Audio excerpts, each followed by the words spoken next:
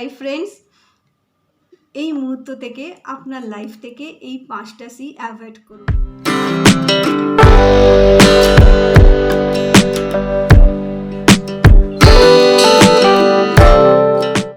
আশা করছি আপনারা সবাই খুব ভালো আছেন, সুস্থ আছেন এবং মস্ত আছেন। আজকে কথা বলবো 5টা সি নিয়ে। কি সেই 5টা সি?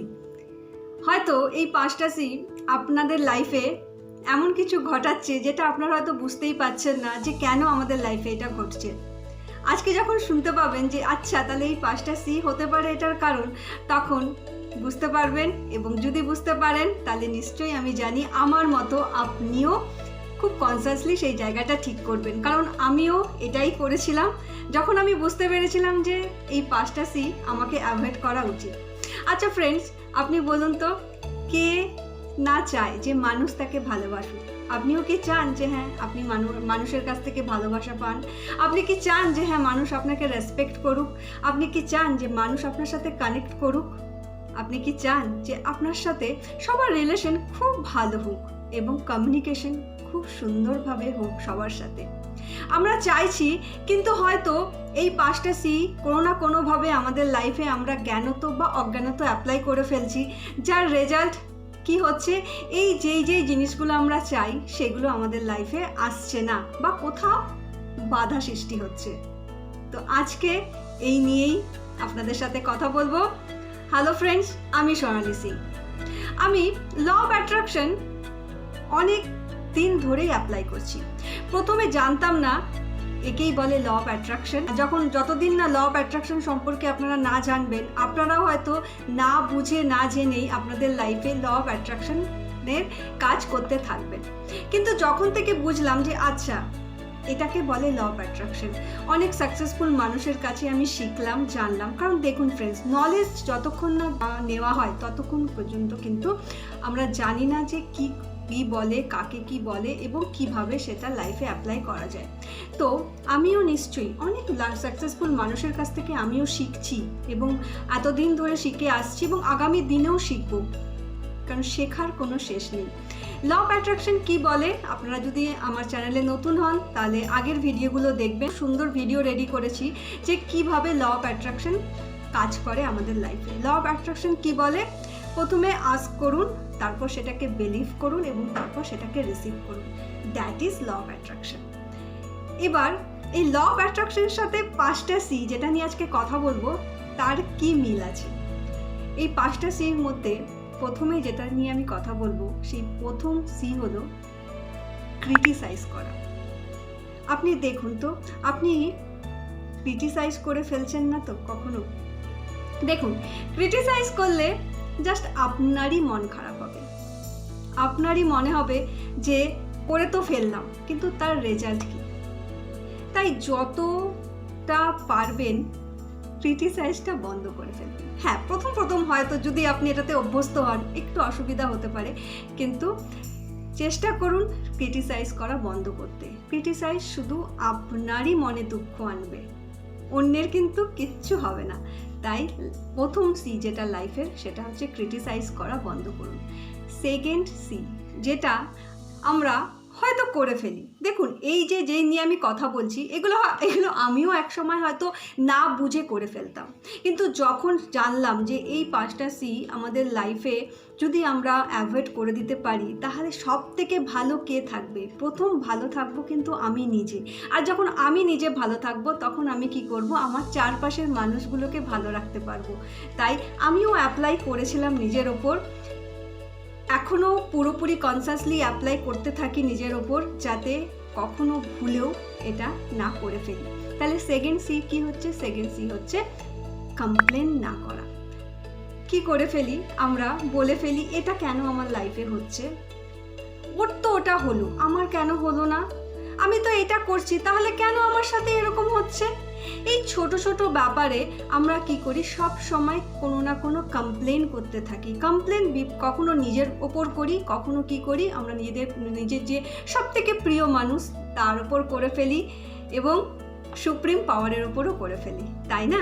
তাই কমপ্লেনটা নিজের লাইফ থেকে একদম সরিয়ে ফেলুন। তাহলে প্রথম কি হলো? ক্রিটিসাইজ বন্ধ করুন। সেকেন্ড কি হলো? কমপ্লেন করা বন্ধ করুন। আরেকটা মোস্ট ইম্পর্টেন্ট সি, সেটা কি বলুন তো? ক্রাই, সারাক্ষণ কান্না করা।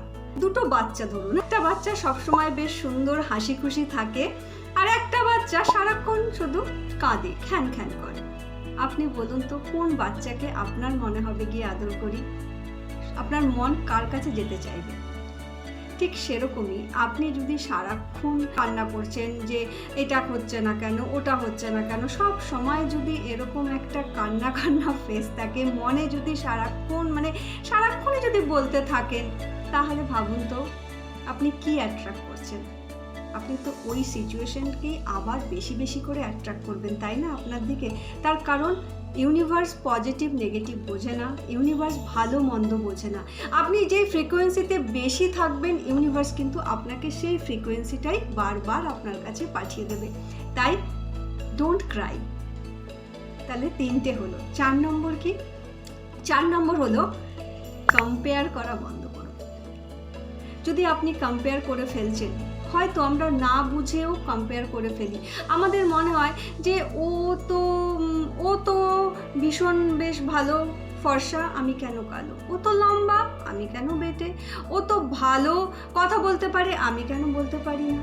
এই ছোট ছোট ব্যাপারে, ওর ঘরে তো এত বড় গাড়িটা আছে, আমার বাড়িতে কেন গাড়ি নেই?